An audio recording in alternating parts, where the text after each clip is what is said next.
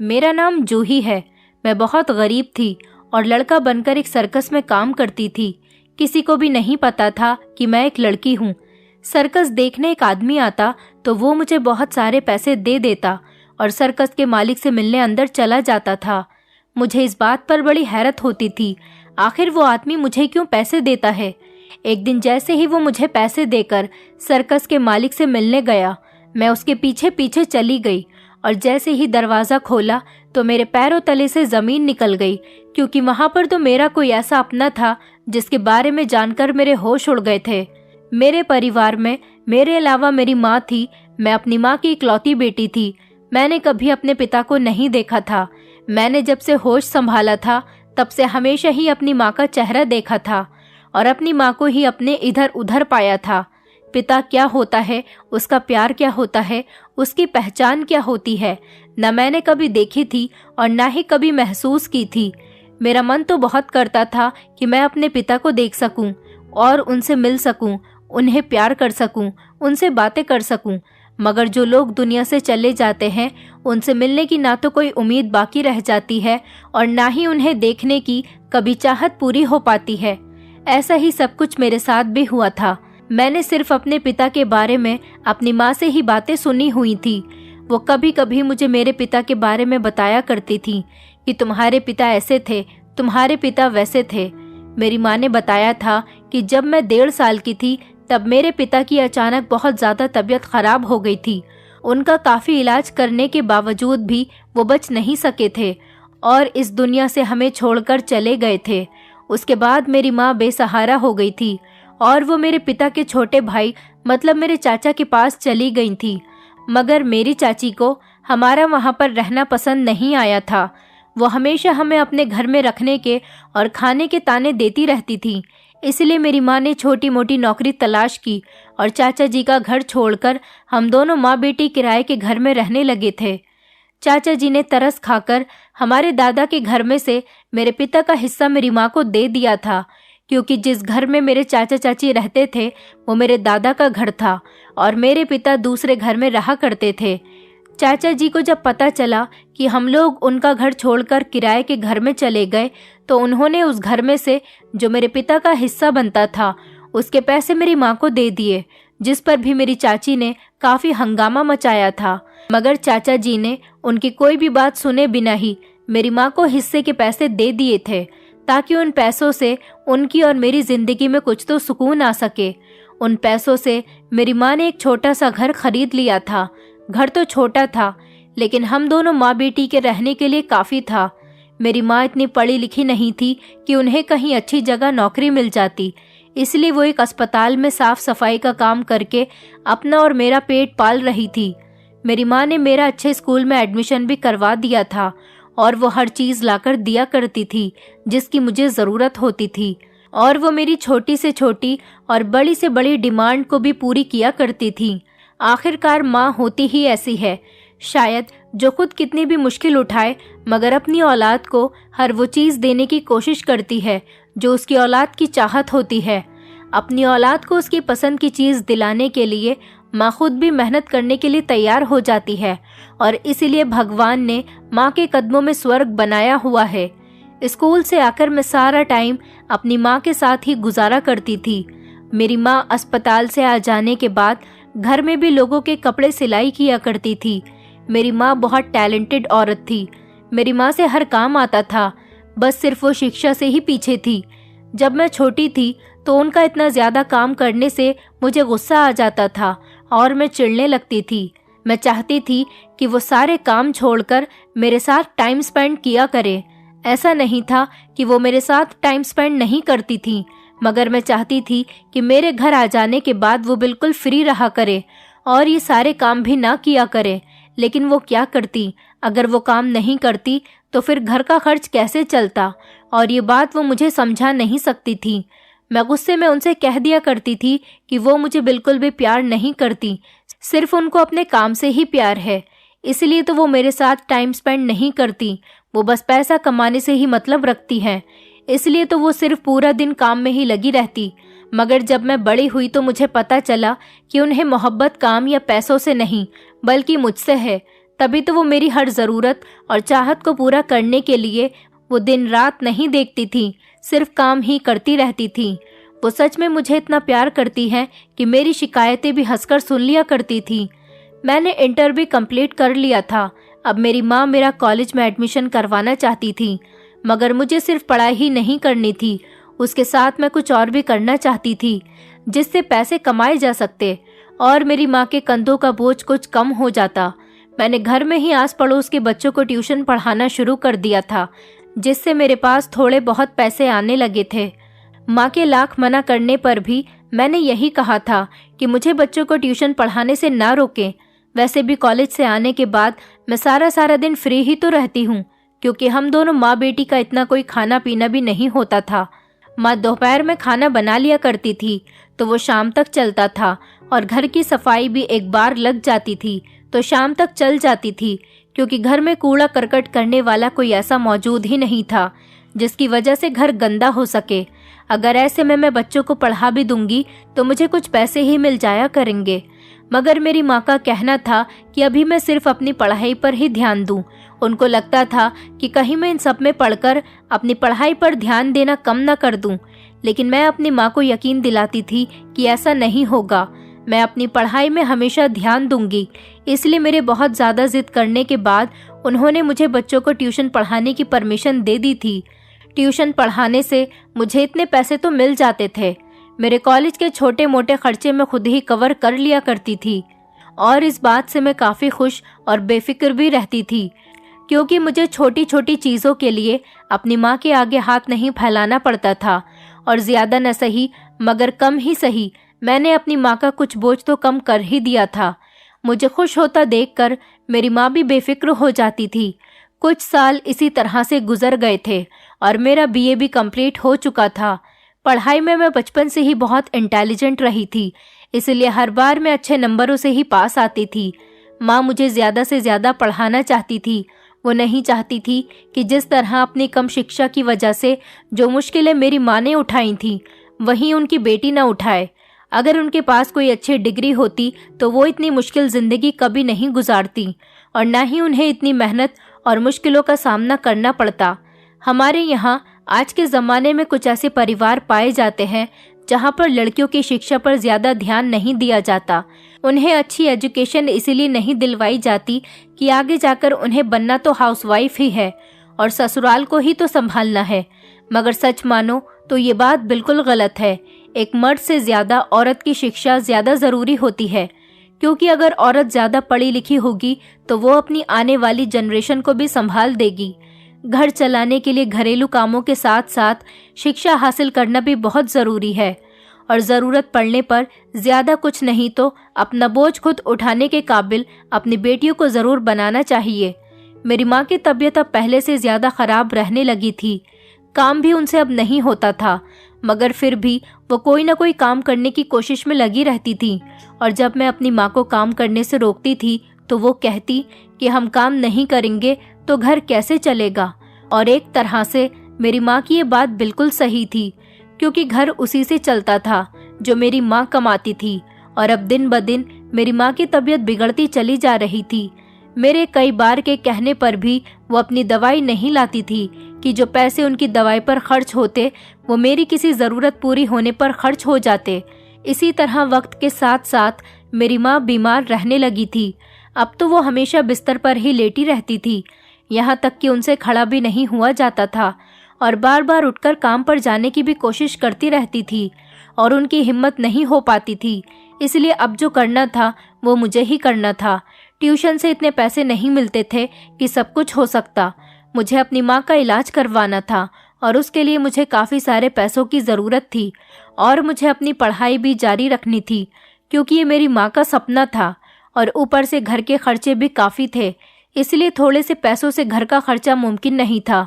मुझे एक अस्पताल में रिसेप्शन की नौकरी भी मिली थी, लेकिन वहाँ से मुझे इतने पैसे नहीं मिल पाए थे कि घर के सारे खर्चे पूरे हो सकते।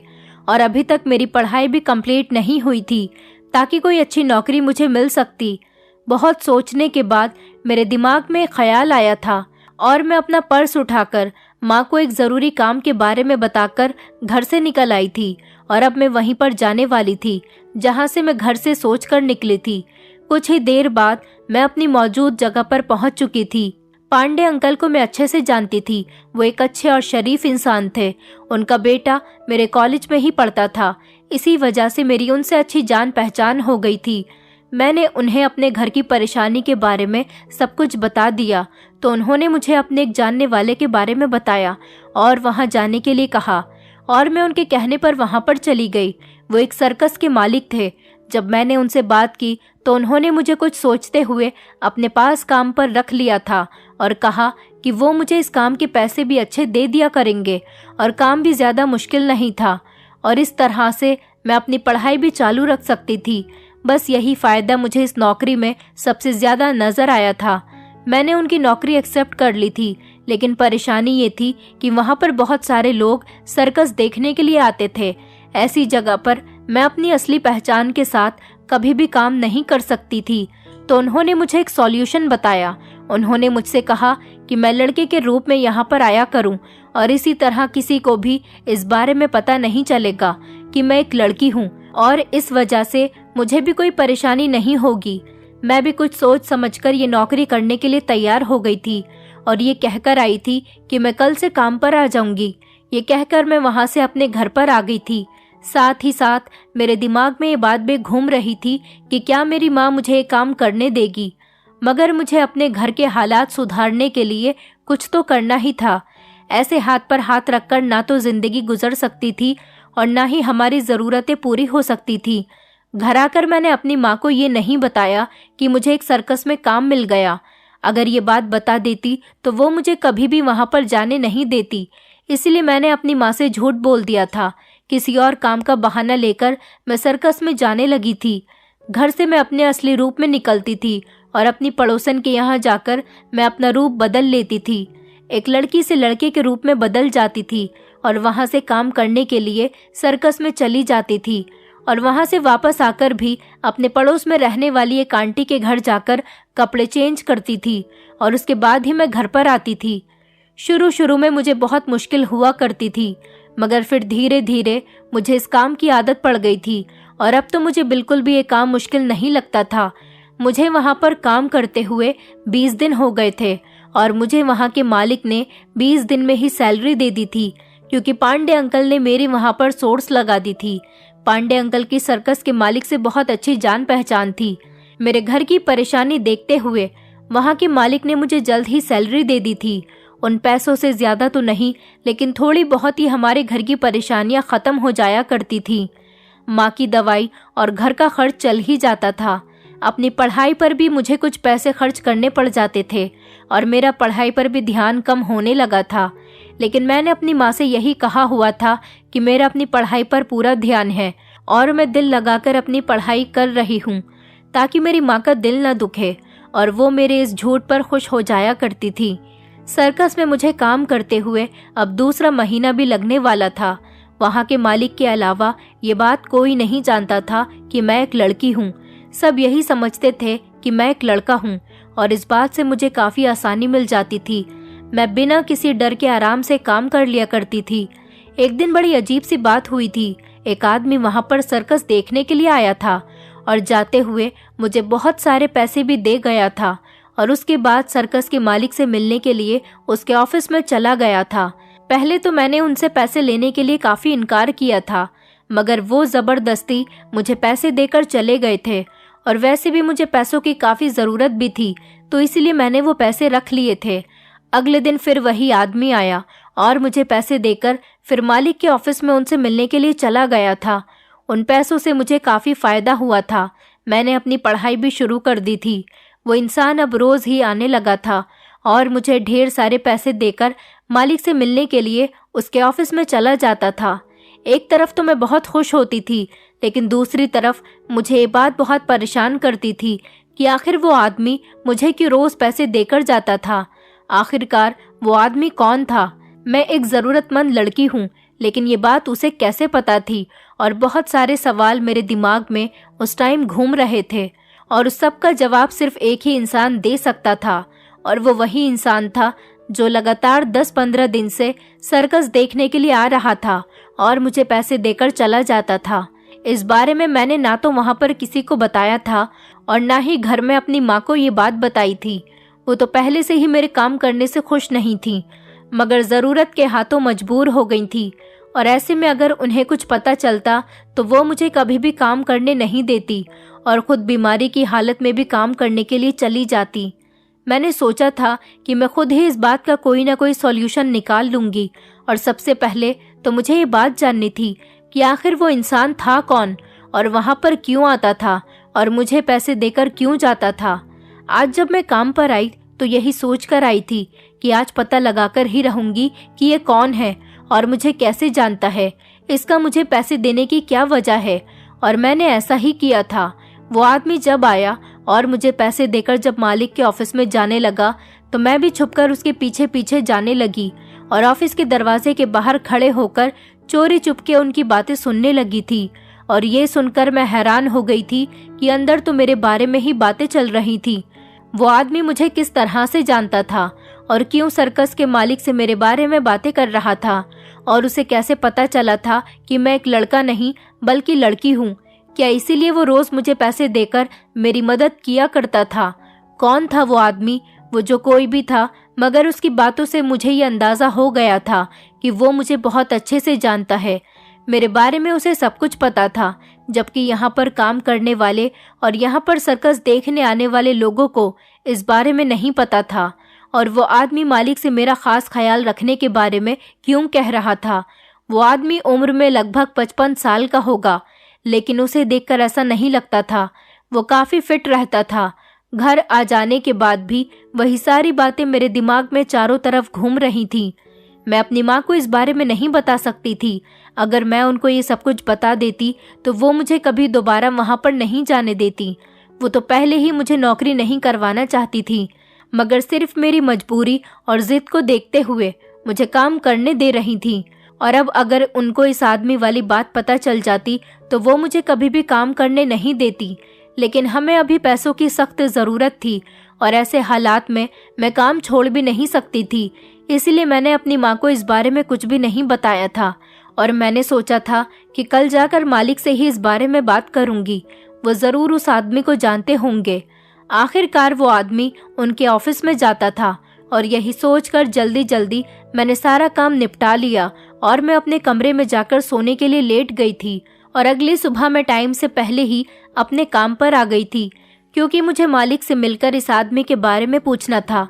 पहले तो मुझे ये डर था कि मेरी ऐसी बातें पूछने पर कहीं वो मुझे काम से ही ना निकाल दें। मैंने उन दोनों के बीच हुई बातें सुनी थी। सोचा कि छोड़ देती हूँ, इस बारे में नहीं पूछती हूँ और इग्नोर करने की कोशिश करने लगी थी। मगर जब मुझे उस आदमी की कही हुई बातें याद आती फिर मेरा मन करता कि मैं पूछ ही लेती हूँ। ज्यादा से ज्यादा क्या होगा, मालिक मुझे नौकरी से ही निकाल देंगे। नौकरी तो मुझे दूसरी भी मिल जाएगी, मगर ये जानना तो बहुत ज़रूरी है कि वो है कौन और मुझे कैसे जानता है। आखिरकार क्यों वो मुझ पर इतनी मेहरबानी कर रहा था। और यही सोचकर मैंने मालिक से बात करने का फैसला किया और यही बात करने के लिए मैं उनके ऑफिस की तरफ चली गई। और अंदर जाकर जब मैंने उनसे इस बारे में बात की और पूछा कि वो आदमी कौन है, तो उन्होंने मुझे यही बताया कि वो आदमी उनका कोई मिलने वाला है। उन्होंने बताया कि वो पहले यहाँ पर सर्कस में काम किया करता था और यहाँ से काम छोड़ने के बाद वो काफ़ी अमीर आदमी बन गया। जब मैंने अपने बारे में पूछा कि वो आपसे मेरे बारे में बातें क्यों कर रहा था, तो उन्होंने बताया कि उसने सिर्फ यही कहा था कि इस लड़की का ज़्यादा से ज़्यादा ख्याल रखा करो, ध्यान रखा करो, यहाँ पर कोई उसे परेशान न करे और उसके लिए वो मुझे पैसे भी देता है।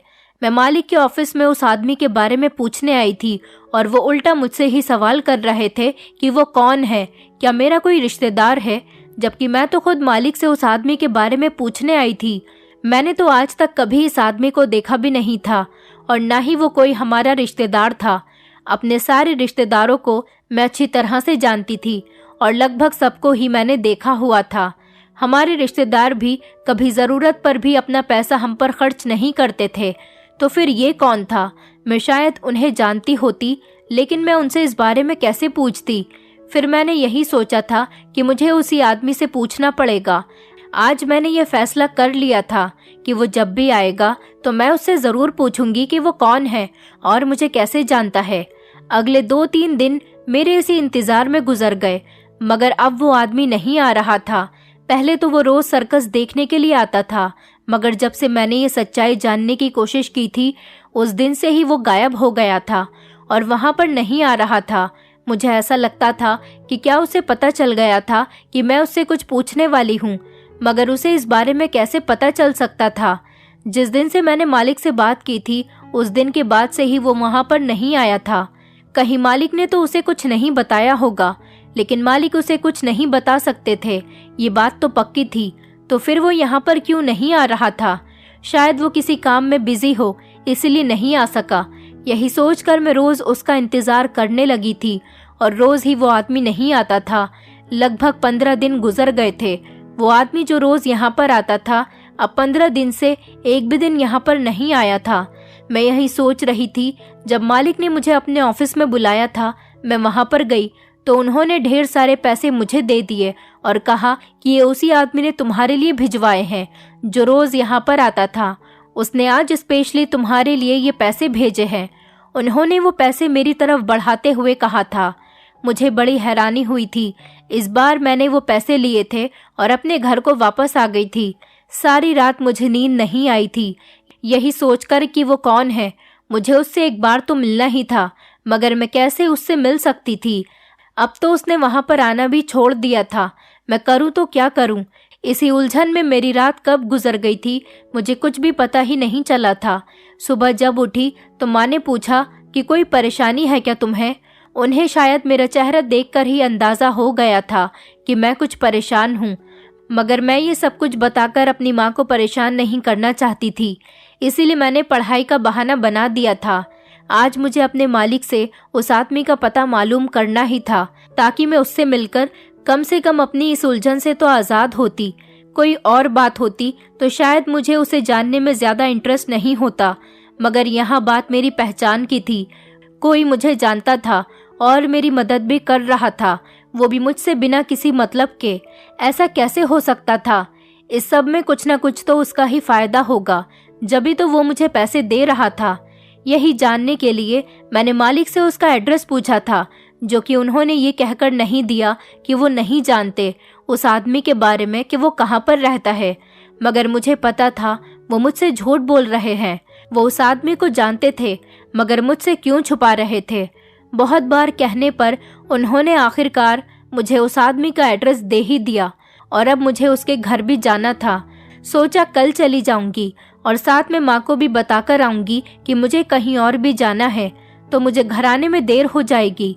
इसलिए आज जाने का इरादा मैंने कैंसिल कर दिया और मैं सीधा अपने घर की तरफ चल पड़ी थी, यही सोचकर कि अब कल को ही जाऊंगी और अगले दिन मुझे काम से फ्री होकर जाना था। मैंने अपनी माँ से कह दिया था कि कॉलेज से फ्री होने के बाद मेरी एक्स्ट्रा क्लासेस भी हैं, मैं वो कंप्लीट होने पर ही घर वापस आऊंगी। मुझे घर आने में देर हो जाएगी, इसलिए आप मेरी फिक्र न करें। मालिक का दिया हुआ एड्रेस मेरे हाथ में ही मौजूद था और उसके घर को मैं ढूंढने लगी थी। आखिरकार मुझे वो घर भी मिल गया था। जब मैंने दरवाज़ा बजाया तो मैं दरवाज़ा खुलने का इंतज़ार करने लगी थी। काफ़ी देर इंतज़ार करने के बाद भी जब दरवाज़ा नहीं खुला तो मैंने फिर से दरवाज़ा बजाना शुरू कर दिया, मगर फिर भी किसी ने दरवाज़ा नहीं खोला था। मुझे बड़ी हैरत हुई थी कि कोई घर में मौजूद है तो फिर दरवाज़ा क्यों नहीं खोल रहा। इससे पहले मैं दोबारा से दरवाज़ा बजाती, वही रास्ते से गुजरते हुए मुझे एक बूढ़ी औरत ने बताया कि इस घर का मालिक तो 2-3 दिन से कहीं पर गया हुआ है और अभी तक वापस नहीं आया। दरवाजे पर चाबी वाला लॉक लगा हुआ था और मैंने दरवाजे के लॉक पर ध्यान ही नहीं दिया था। शायद इसीलिए मुझे पता नहीं चल रहा था कि घर के अंदर तो कोई भी नहीं है। मैं उदास होकर वहां से वापस पलट रही थी। आज मैं बड़ी उम्मीद लेकर यहाँ पर आई थी कि आज मैं उस आदमी से अपने हर सवाल का जवाब लेकर ही आऊंगी, मगर घर को बंद देखकर ऐसा लग रहा था कि अब ये राज सिर्फ राज ही रहेगा। उस आदमी तक शायद मैं कभी भी नहीं पहुंच सकती थी। मैं उस टाइम को याद करके पछता रही थी जब वो रोजाना सर्कस देखने आया करता था। काश मैं उसी टाइम उस आदमी से पूछ लेती तो मुझे इतना भटकना न पड़ता, मगर अब मेरा ये सच्चाई जानने का इंटरेस्ट और भी ज्यादा बढ़ता चला जा रहा था। मैं ये सोचकर वहाँ से वापस लौट आई थी कि चलो आज नहीं तो फिर कभी यहाँ पर आकर उस आदमी के बारे में पता लगा लूंगी। कभी न कभी तो वह आदमी ज़रूर अपने घर को वापस आएगा। जब भी आएगा मैं तभी उससे उसके बारे में पूछ लूंगी। और अब इस बात को काफ़ी दिन गुजर चुके थे। एक बार फिर से मालिक ने मुझे अपने पास बुलाकर पैसे दिए थे। अब की बार मैंने बड़ी खामोशी से उनसे पैसे लेकर अपने पास रख लिए थे। आज फिर मुझे उसके घर जाना था क्योंकि काफ़ी दिन गुजर चुके थे। अब वो आदमी ज़रूर अपने घर को वापस आ गया होगा। यही सोचकर मैं फिर से उनके घर के बाहर जाकर खड़ी हो गई थी, मगर आज फिर से कोई दरवाज़ा नहीं खोल रहा था। फिर मैंने वहाँ से गुजरते हुए एक लड़के से पूछा तो उसने मुझे बताया कि यहाँ पर रहने वाला आदमी काफ़ी दिनों से यहाँ पर वापस आया ही नहीं है। ऐसा कैसे हो सकता था? अब तो इस बात को काफ़ी दिन गुजर चुके थे। अब तक तो उसे वापस आ जाना चाहिए था, तो फिर वो आया क्यों नहीं? आज ही तो मालिक ने मुझे उसके दिए हुए पैसे दिए थे। अगर वो आया ही नहीं था तो फिर पैसे कौन देकर चला गया था? हो सकता है उसका कोई नौकर पैसे दे जाया करता हो। वो आदमी जानबूझकर मेरे सामने नहीं आना चाहता था। अब तो मुझे साफ साफ ऐसा ही लगने लगा था। मगर वो ऐसा क्यों कर रहा था और क्यों वो मुझसे भाग रहा था? और मैं उस दिन की तरह आज भी नाउमीद होकर उसके घर से वापस लौट रही थी। वहां से लौटते टाइम मुझे याद आया था कि मैं अपना पर्स मालिक के ऑफिस में ही भूल कर आ गई थी। इसलिए मैं वापस सर्कस की तरफ जाने लगी थी। वहां से सारे लोग अपने अपने काम से फ्री होकर लगभग जा ही चुके थे। कुछ ही लोग थे जो वहां पर मौजूद थे। मैं जैसे ही मालिक के ऑफिस में जाने लगी तो मुझे कोई जानी पहचानी सी आवाज़ सुनाई देने लगी थी। ये आवाज़ तो उसी आदमी की थी जिसे मैं इतने दिनों से तलाश कर रही थी, और आज मैं ये मौका किसी भी हाल में अपने हाथों से जाने नहीं दे सकती थी। इसलिए मैंने ऑफिस का दरवाज़ा खोला और अंदर चली गई। वहाँ पर वो आदमी मौजूद था और वो मुझे देखकर बहुत हैरान हो रहा था और अपनी जगह से उठकर खड़ा हो गया था, और मैं भी उसके सामने आकर खड़ी हो गई थी। और ये देखकर वो अपनी नज़रें मुझसे चुराने लगा था। मैं इधर उधर की बातें किए बिना ही डायरेक्ट उनसे सवाल पूछने लगी थी कि आखिर वो थे कौन और क्यों मुझसे भागने की कोशिश कर रहे थे। जब उनको लगा कि उनके फरार होने के सारे रास्ते बंद हो गए, वो जिस कुर्सी से उठकर खड़े हुए थे वापस उसी कुर्सी पर बैठ गए थे, और अब मैं भी उनके सामने ही चेयर पर बैठ गई थी। मालिक उठकर अपने ऑफिस से बाहर चले गए थे और उनके जाने के बाद मैंने उनसे सारे सवाल करने शुरू कर दिए थे जो अब तक मुझे बुरी तरह से परेशान कर रहे थे। मैंने उनसे पूछा था कि आप क्यों मुझे रोज़ाना पैसे दिया करते थे और वो मुझे किस तरह से जानते हैं। ये सुनने के बाद उन्होंने बोलना शुरू कर दिया था। कहने लगे कि मैं तुम्हारे सारे सवालों के जवाब देने के लिए तैयार हूँ, मगर इससे पहले मैं तुम्हें कुछ और बताना चाहता हूँ। किसी की एक कहानी है, क्या तुम सुनोगी? वो मुझसे इस बारे में पूछ रहे थे और मैं बस खामोश ही रही थी। और उसके बाद उन्होंने बोलना शुरू कर दिया था। उन्होंने बताया कि आज से 22 साल पहले मैं भी सर्कस में ही काम किया करता था, और मैं यहाँ पर एक मामूली सा नौकर था जिसकी ना तो कोई औकात थी और ना ही कोई हैसियत थी। मेरी जेब में भी कभी पैसे होते थे तो कभी मेरी जेब पूरी तरह से खाली हुआ करती थी, मगर मेरा दिल बिल्कुल ही साफ था। मैं बहुत ईमानदार और शरीफ इंसान था। एक लड़की यहाँ पर हर संडे सर्कस देखने के लिए आया करती थी, और देखते ही देखते मुझे उस लड़की से प्यार हो गया था। मुझे वो पसंद आ गई थी। वो बहुत ज़्यादा खूबसूरत थी जिसे देखकर मैं दीवाना हो गया था। पहले तो मैंने सोचा कि मैं अपनी मोहब्बत को अपने दिल के ही कोने में दबाकर रख देता हूँ, मगर फिर सोचा कि क्या पता वो मुझे मिल ही जाए। वैसे अपने दिल का हाल बताने में कोई हर्ज नहीं। वो ज़माना ऐसा था कि जब कोई अच्छा लगता था तो उसको प्रपोज करने के बजाय उसके घर रिश्ता भिजवा दिया जाता था। मैंने भी ऐसा ही किया था। अपनी फैमिली को उस लड़की के बारे में बता दिया, और मेरी खुशकिस्मती थी या फिर मेरी बदकिस्मती थी कि वो लड़की हमारी जान पहचान वालों में से ही निकली थी, और मेरी माँ ने हमारे रिश्ते की बात को आगे बढ़ा दिया था, और इसी तरह से बात बढ़ते बढ़ते शादी तक पहुँच गई थी। मैं बहुत ही खुश हो गया था, और होता भी क्यों नहीं, क्योंकि मुझे वही लड़की मिल रही थी जिसे मैंने पसंद किया था। सब कुछ अच्छे से चल रहा था, जैसा मैं चाह रहा था वैसा ही हो रहा था, और मेरी ज़िंदगी भी बहुत अच्छी गुजर रही थी। मैं उस लड़की की हर छोटी से छोटी ख्वाहिश पूरी करने की कोशिश किया करता था, और उसे हमेशा खुश रखने की कोशिश किया करता था, और मुझे लगता था कि मैं ऐसा करने में कामयाब भी हो जाता था। मगर ये सब मेरा वहम साबित हुआ था। वो तो कभी मुझसे खुशी नहीं हुई थी, और ये बात मुझे शादी के 2 साल बाद मालूम हुई थी, जब मैंने अपनी पत्नी को किसी से फ़ोन पर बात करते हुए सुना था। पहले तो मुझे शक था कि वो किसी और से कांटेक्ट में है, लेकिन अब अपनी आंखों से देखने के बाद मेरा शक यकीन में बदल चुका था, क्योंकि उस दिन मैं अपने काम से जल्दी घर वापस आ गया था। घर का मेन गेट खुला हुआ देखकर मैं घर के अंदर सीधा ही दाखिल हो गया था, और तभी मैंने उसे किसी से फ़ोन पर बातें करते हुए सुना था। मैं उसकी सारी बातें सुन चुका था, लेकिन फिर भी अनजान बनने की कोशिश कर रहा था, और फिर मैंने अपनी पत्नी से कोई सवाल नहीं किया। इसी तरह से वक्त गुजरता चला गया, और फिर एक दिन मेरी पत्नी ने खुद ही मुझसे कहा कि वो मेरे साथ नहीं रहना चाहती और वो मेरा घर छोड़कर जाना चाहती है। उसने मुझसे डाइवोर्स की डिमांड कर दी थी। मुझे उस दिन ऐसा लगा था जैसे मेरे पैरों तले से ज़मीन निकल गई थी। मेरे पास अब उसे रोकने की कोई वजह भी तो नहीं बची थी, क्योंकि वो खुद ही मेरे साथ नहीं रहना चाहती थी। इसलिए मैं उसके साथ कोई ज़बरदस्ती नहीं कर सकता था।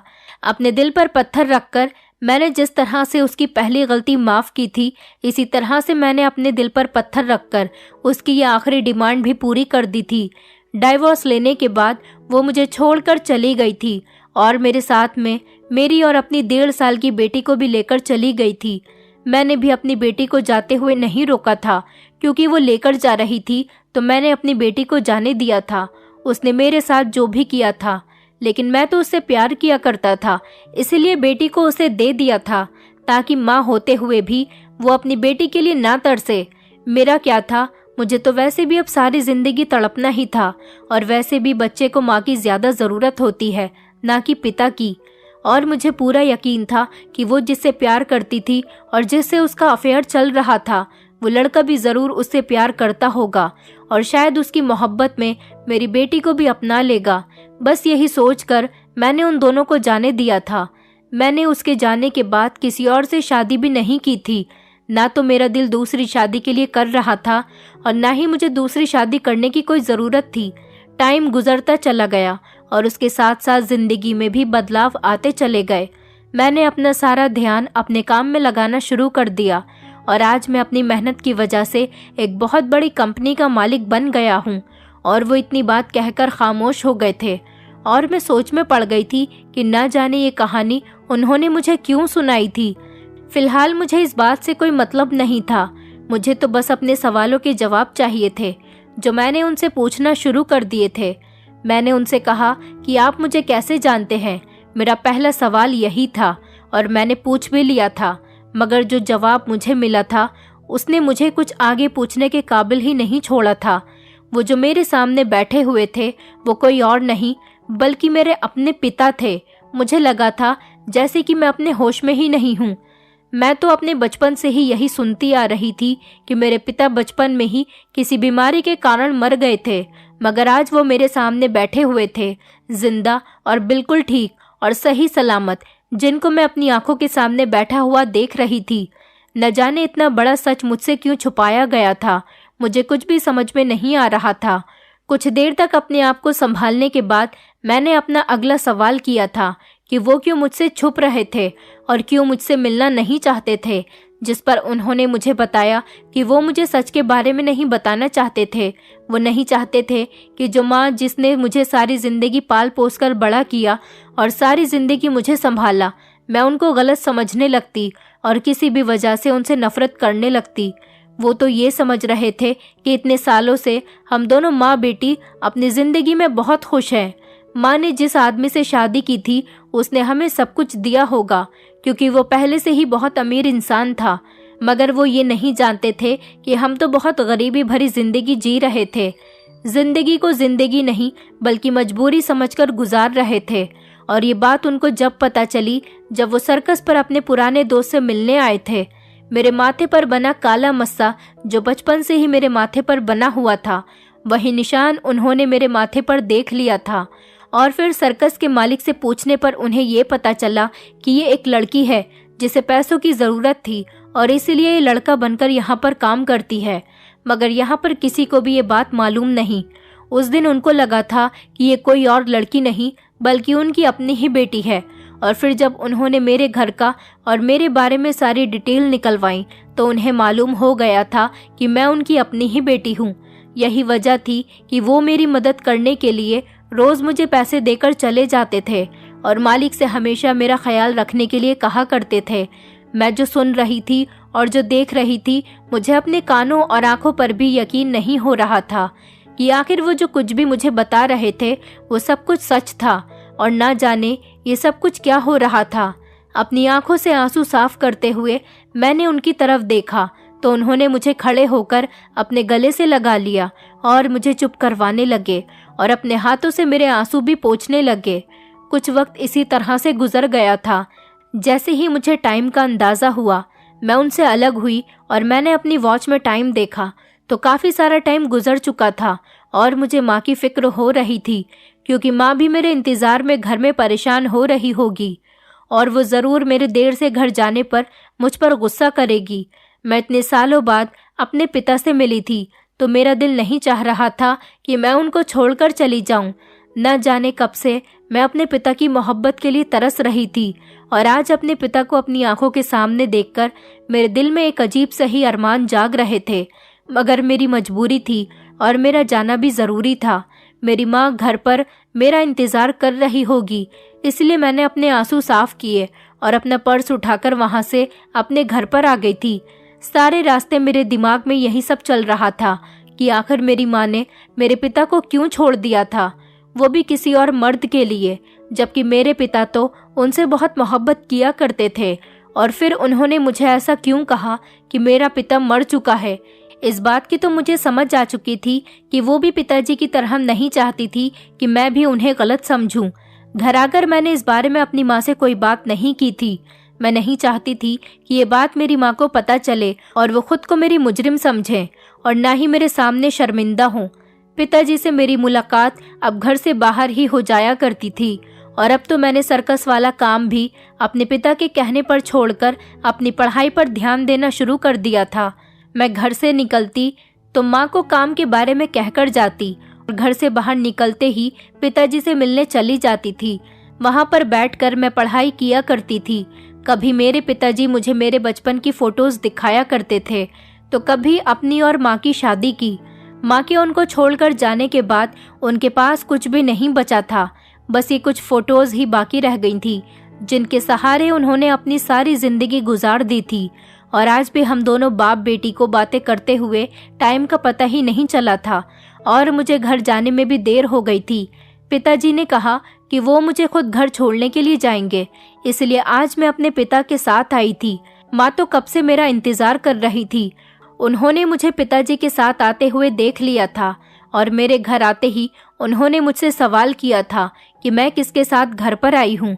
और इसी तरह उन्हें ये बात भी पता चल गई थी कि मैं अपने पिता से मिल चुकी हूँ और सारी सच्चाई के बारे में भी जान चुकी हूँ, जिस पर मेरी माँ खामोश रही थी। उनकी आंखों में आंसू थे और शर्मिंदगी सी थी जो मैं देखना नहीं चाहती थी, इसलिए सब उनसे अब तक छुपा कर रखा था। तब उन्होंने मुझे बताया था कि सारी गलती उन्हीं की थी। उन्होंने मेरे पिता जैसे अच्छे और शरीफ इंसान को सिर्फ दौलत की खातिर ही छोड़ दिया था और जैसे दूसरे मर्द के लिए उन्होंने अपने पहले पति को छोड़ दिया था, उसने भी कुछ महीनों बाद किसी दूसरी औरत के लिए मेरी माँ को छोड़ दिया था। इसके बाद वो मुझे लेकर अलग रहने लगी थी। मुझे उन्होंने मेरे पिता को इसलिए नहीं सौंपा क्योंकि वो यही समझ रही थी कि पिताजी ने भी शायद दूसरी शादी कर ली होगी और उनके पास तो सब कुछ होगा, मगर मेरी माँ के पास सिर्फ मैं ही थी। इसलिए उन्होंने मुझे अपने साथ रखा और ये कहा कि मेरे पिता बचपन में ही मर गए थे और उनकी कोई फ़ोटो आज तक मुझे नहीं दिखाई थी कि कहीं वो मुझे मिल जाए और मैंने उन्हें पहचान लिया तो क्या होता। और यही वजह थी कि मैं उस टाइम पर उन्हें पहचान नहीं पाई थी। पिताजी माँ से मिलने के लिए घर पर आए थे और माँ ने पिताजी के साथ किए हुए हर दुख और गलती की माफ़ी मांग ली थी। मेरे पिता ने माँ का इलाज एक बड़े और अच्छे हॉस्पिटल में करवाना शुरू कर दिया और मुझे शहर की सबसे अच्छी यूनिवर्सिटी में एडमिशन दिलवा दिया। पूरे 6 महीने बाद माँ का सही से इलाज करवाने के बाद भी माँ हमें इस दुनिया से छोड़कर चली गई थी। मुझे अपनी माँ की मौत पर बहुत दुख हुआ था और अब मैं अपने पिता के साथ ही रहने लगी थी। मेरे पिता मेरा बहुत ख्याल रखते थे ताकि मुझे कभी अपनी माँ की कमी महसूस न हो, मगर माँ की जगह तो आज तक कोई भी नहीं ले पाया था। मैं उनके साथ खुश थी, मगर मुझे हमेशा अपनी माँ की याद आया करती थी और मैं उनको याद करके रोती रहती थी।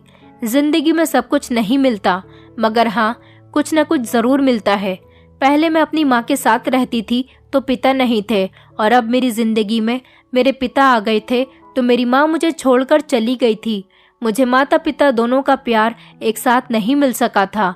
कभी कभी हम बेहतरीन की तलाश में अपना बेहतर भी खो देते हैं। इसलिए कोशिश करें कि जो हमें मिल रहा है उसके साथ ही हमें अपनी ज़िंदगी खुशी खुशी गुजारनी चाहिए, और जो हमारी किस्मत में नहीं है उसे किस्मत का लिखा हुआ समझकर एक्सेप्ट कर लेना चाहिए। मैं अब अपने पिता के साथ खुश तो हूँ, लेकिन आज भी मुझे अपनी माँ की बहुत याद आती है। मेरे पिताजी ने मुझे अपनी ही कंपनी में अपने साथ काम पर लगा लिया और मैं अपने पिता की कंपनी संभाल रही हूँ। आज मेरे पास दौलत है और पिता का नाम भी साथ है और मेरी जिंदगी अच्छी गुजर रही है।